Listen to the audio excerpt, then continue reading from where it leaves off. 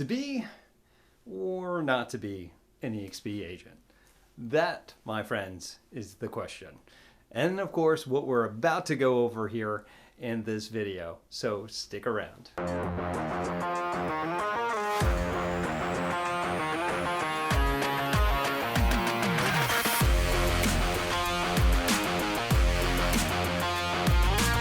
What's up, everybody? This is Tim Whittemore with the Whittemore Group here with eXp Realty. This is your first time to our channel.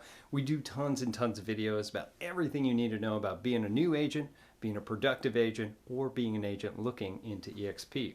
I personally have been through quite a bit of it. I've been the single agent. I've been in different brokerages from Realty, from KW, all the way here to eXp. I've been a team agent and operations manager on that team, and now a team lead for my own team here. And been licensed in 2 other states beside here in Florida. So I'm giving you the no BS approach, what you need to know about coming over here. So stick around. All right, so let's get into it. Let's talk about what it's like or what we should do about being an eXp agent. I always like to take this approach as looking for pros and cons and things that you want to keep in mind when moving here. Now, I have had a lot of agents come up to me and ask me, and the reason they come to me is because they know that they're getting a no BS answer. I don't think that any specific brokerage is good for everybody. That just doesn't exist. Certain places are going to cater to what the needs are for you as the ideal agent. So I'm going to start off by saying that certain things for certain brokerages are going to be that way. So I'm going to give you the pros and cons also from my other colleagues here at eXp. We kind of agree on a lot of the same things, so you may be hearing a repeat if you've been researching some of this, but of course I'm going to give you my insight on that. So let's start getting the negative part out of the way first. Let's talk about the cons for moving to eXp. Number one is there's this perception, rather, of a very salesy quote unquote agent. And that is because we have a whole bunch of people at eXp that own stock in the company. If you own stock in a company, then you're a part owner, technically, right? So they're really, really big on helping grow the company. So imagine that you get a whole big company with co-owners that never were trained properly on how to recruit. That can get a little, or just didn't care to get trained, right? So they're out talking everything about getting into this brokerage. And if you're like me and you need more data and you're not really buying into the hype right away, which is probably why you're watching our video or listening to our podcast, hey, like I need this, and I as soon as somebody gets a little bit too salesy on it, I just back away, even if the product's ideal for me. There is a perception of that going out there, but just like any brokerage, even the big players in there aren't indicative of all the other great real estate agents and professionals that work for that company.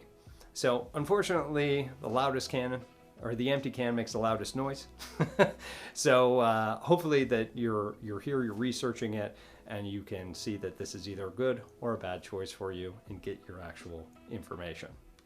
Number 2 is the MLM perception. If you don't know what MLM is, it's multi-level marketing. That's right. So it's also been known as Ponzi schemes, where people would just go in and you'd get one person and then you get paid if you get other people under you and you get a certain portion of their stuff, and it goes on and on and on until it kind of falls apart, mainly because there was no sustainable product or sustainable model. That's where the schemes come in, because it was just a money-making scheme. It had nothing to do with bringing product to market. There are a lot of negative connotations to MLM, but there are a lot of very profitable and successful companies that have been around for a long time that are MLM structures. It just, as soon as people hear that, they're like, oh, that's never been in this industry, it must be a scam, whatever. It's not. If it was, I certainly wouldn't be here. I've made that mistake in going into different ventures as MLMs. There was one out in California called Monte V that I tried to, selling this acai berry stuff.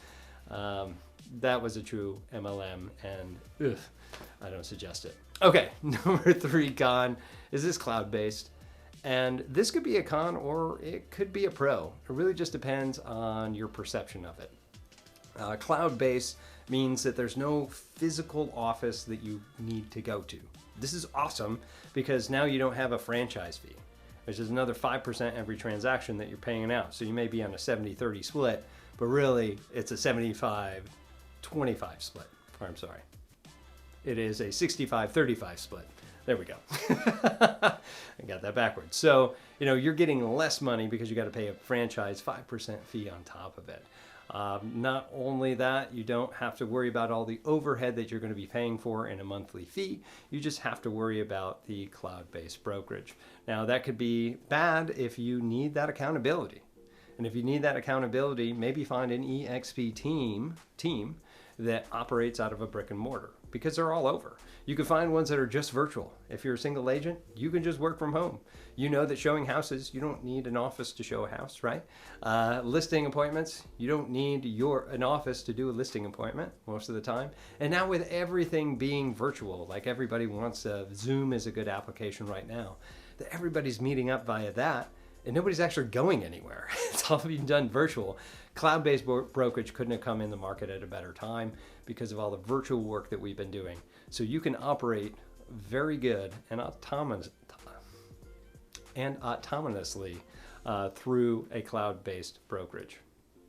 Number 4 is uncertainty, mainly because this hasn't been done before. A completely online brokerage with no brick and mortar whatsoever, and that the only place that people go is a virtual world that they call eXp world. We have like a little avatar.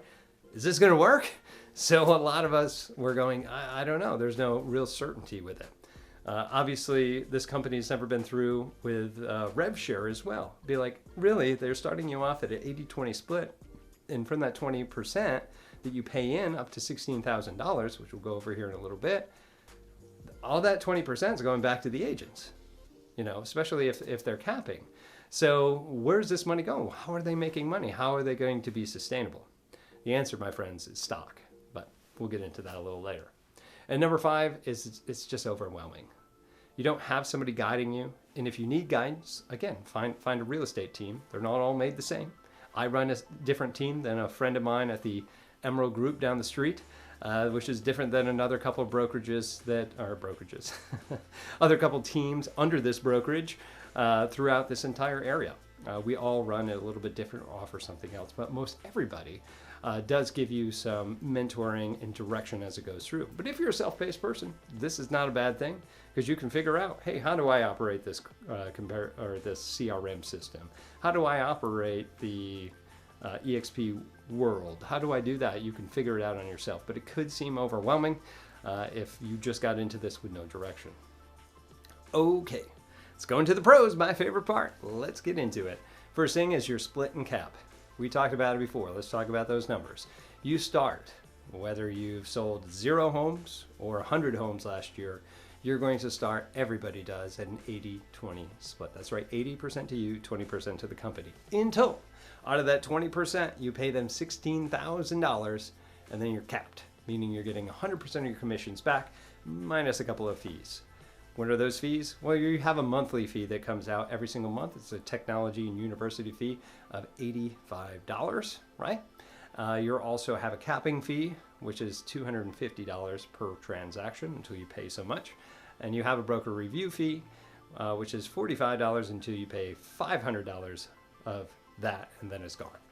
So you have a couple of different fees that do stack up, but essentially getting 100% of your commissions, right? You do have a startup fee when you do get into here. That's $149 to get into it. Now, if you join a traditional team or a mega team, all right, so you're a buyer's agent or a team agent, you'll start, instead of a $16,000, you will actually be $8,000. So you get a half cap. And that's because obviously you're giving your team lead some of that commission for whatever that you're paying for. But at $8,000, still at an 80-20 split, you're going to get there a lot quicker and start getting 100% of those commissions back. And depending on your team, those fees that you've been paying might actually be being paid by the actual team itself. So, things to ask. Okay, number 2 pro is the training. So, eXp does offer a ton of training. There's over 20, 40 hours of live training each week. And most of this is all recorded where you can go find it in eXp University. It's so cool to learn it from Facebook from a guy that originated that, right? And you're like, whoa, I actually get to talk to this person live like you were in an audience. And no kidding, in the eXp world, you sit in there and it's a virtual like auditorium, and you can actually interact with the person on stage there. But if you just like to retain this information, there's so much out there on how to not only set everything up, how to be successful with the tools that you have, but different prospecting and things like that. There's tons and tons of training for you out there. Every single brokerage is going to tell you that they have the best training. It's what's going to be the best training for you. Okay. Number 3 is technology. As much as I love the Keller Williams model, I think that when a company starts to, my personal opinion, when a company starts to become a technology company and develop their own technology versus hiring and having the best person out there win, which is, hey, create the best CRM, and whoever has the best one at the best price, I'm going to choose that. Now I just have to make a business decision versus developing my own. Every company is like, hey, I'm going to develop a CRM, but I'm also a coaching company or something like that. One thing falls off. It's either the coaching or the technology, right? So as much as I like the Keller Williams, they're going more towards a technology company. I'm picking on them right now. And if you know the company I'm talking about with the coaching company, you can probably laugh and go, yeah, Tim, I know what that is. That's where those things go, right? So they have really good technology because they went to third parties and they picked them out. A really, really smart business decision to do that. The big technology piece that I personally love is KV Core. That's your website and CRM, your customer resource management system. Phenomenal. It's a monster. And I've used a whole bunch of third-party CRMs because I wasn't big on my brokerage owning a CRM that they could just pull my data from at any point and then take my leads that I've been working for and disseminate them to the rest of the brokers or agents in the broker. Didn't like that, so we ran our third-party system to make sure that we had the best technology. So what we did is essentially what eXp was doing. They have tons of great technology. Heck, they even have essentially a Facebook. They call it Workplace. It's very, very similar to what you would see on Facebook, but it's just a network for collaboration to get referrals, which is awesome, right? As a business, people that already like and trust you. There's tons of stuff out there, and of course, training and collaboration, just wonderful. Technology is really, really good. And of course, you'd have to be if you were just a sole cloud-based brokerage. All right, number 4, we have a sponsorship revenue program, also known as RevShare. This thing's awesome too. Now, I want to caveat what I'm about to say with this. I got into this brokerage because I wanted to do real estate. That was it. And I was running and building a team, so I wanted to be able to pay my people on the team what they were worth so that they could make the money that they deserve to do and get the correct training and have the right resources. RevShare is kind of like a side hustle. RevShare, without going and making this video 30 minutes long, is really good. So here's the easy part about this. You have a company that starts and gives you 80-20 split, right? The money that people make in RevShare, which is if I recruit you, you come on under me, and you do at least one transaction every 6 months at a gross commission income of at least $5,000, I get a certain portion of that 20% that you paid to eXp. And the people above me got a little bit of it too, right? So that's how it works. None of this money ever comes out of your pocket as an agent, right? But this only happens until you cap, meaning that you give an eXp $16,000. After that, nothing. I don't get anybody in my line gets nothing else from you. You keep all your commissions until your anniversary year, right? And then it goes back to an 80-20 split until you give $16,000 of it back. Same thing with the team agent, except it's $8,000, right? So that's how this revenue share pretty much works.